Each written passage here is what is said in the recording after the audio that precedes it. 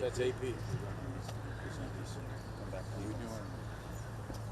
Yeah, I'll leave official announcements of whether offensives started or not started to the Ukrainians, but clearly there's additional activity, as you know, being reported in the media.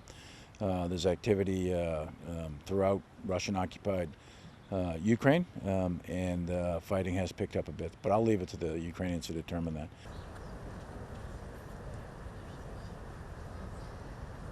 You know, the United States, our allies and partners in Europe and around the world, have been supporting Ukraine. We've been helping them in terms of equipment and munitions, as you well know, and we've been working with them in training and intelligence and in a wide variety of other activities. So it's our estimation that the Ukrainian military is well prepared for whatever they do. They choose to fight in the offense or to fight in the defense. They're well prepared.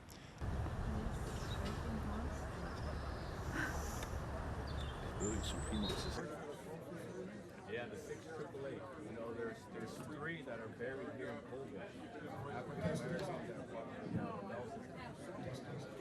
I would also say that, like the Battle of Normandy or any other major battle, warfare is a give and take. It's a very dynamic interaction between two competing wills, two competing sides that are fighting in the most violent of human activity.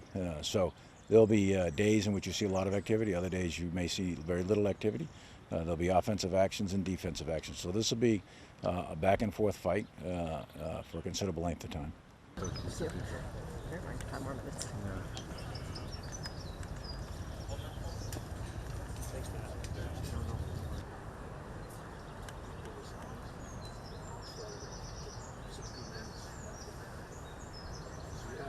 Yeah, I think that the Ukrainian military has, first of all, fought an extraordinary fight for the existence of Ukraine since the Russian invasion.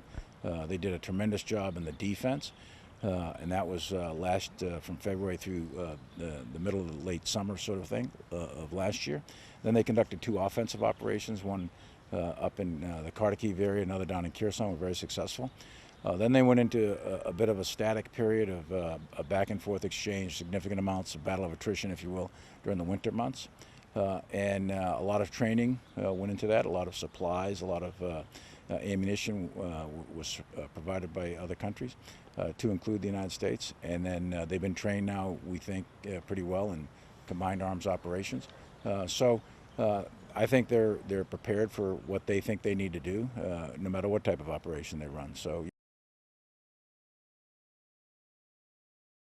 But again, I always put a cautionary note here. This is a war, and there is give and take on each side, and wars are very dynamic. So there's no guarantees of any particular outcome, but I do think they're pretty well prepared.